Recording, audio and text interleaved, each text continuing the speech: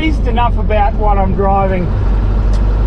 Yes, these are Land Rovers, but they're extra special Land Rovers. These were built specifically for the Australian Army under contract, and we lovingly refer to them as Parentis. Now the Parenti is the large lizards like the Komodo dragon, but in Australia we would refer to our goanna as the Parenti that it was modelled after. And it was chosen because these animals are agile on most terrains, even the harshest conditions. So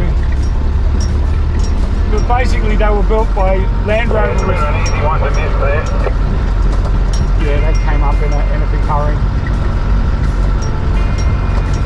So these were custom built by Jaguar Rover Australia, the owner of Land Rover here in Australia, and they have things like uprated chassis, a 50mm or 2-inch body lift over a standard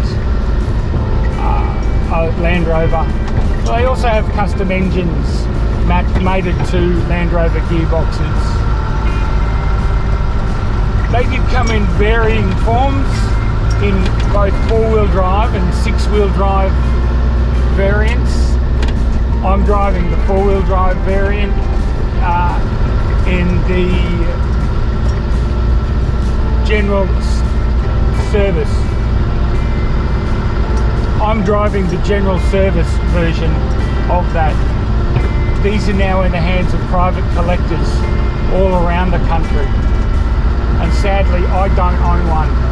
So I have to drive 1,800 kilometres or 1,200 miles to get my Land Rover fixed. The gentleman who owns these has his own YouTube channel. It's called the Aussie Repair Guy, although it's not a Land Rover channel specifically. We both have connected via our love of all things computing and all things Land Rover. The Aussie Repair Guy is actually driving his 6-wheel drive ambulance variant. And he owns this 4-wheel drive variant as well. So he likes it when I come down and he gets a whole heap of footage of the 2 Land Rovers out by themselves because I'm the only one willing to drive it. The variants that these Land Rovers came in the 4x4 editions was the general service, or the one I'm driving here, the fitted for radio, the FFR, and they had a radio pack in the back and room for 2 soldiers, and the radio ran on 24 volts, so it had a separate 24 volt system combined with the 12 volt system. You've got a sandy patch coming up. Roger that.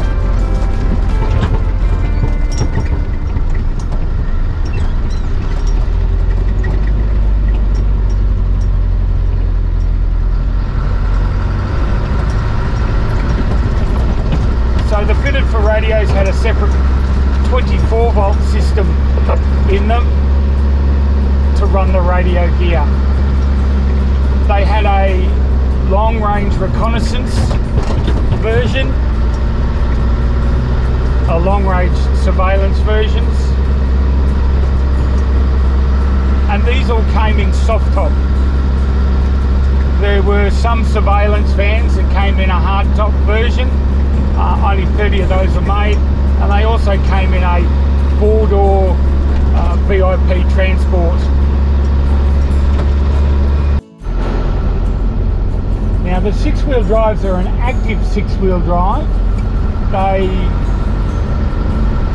do that from the gearbox, which has a PTO setting that takes power to a 3rd drive shaft. And they came in variances like field ambulances, like David's got. They come in both electronics and general maintenance. And there was a long-range surveillance vehicle made primarily and solely for the Australian SAS. Those particular ones are not able to be registered on the road because they were cut back in certain areas of body pattern. So they are not fit for road use. But all of the others are, including the cargo and the troop carrier modes, which had tray backs. The troop carrier mode had seats in the back facing outwards, and a roof, I suppose, to cover the troops in inclement weather.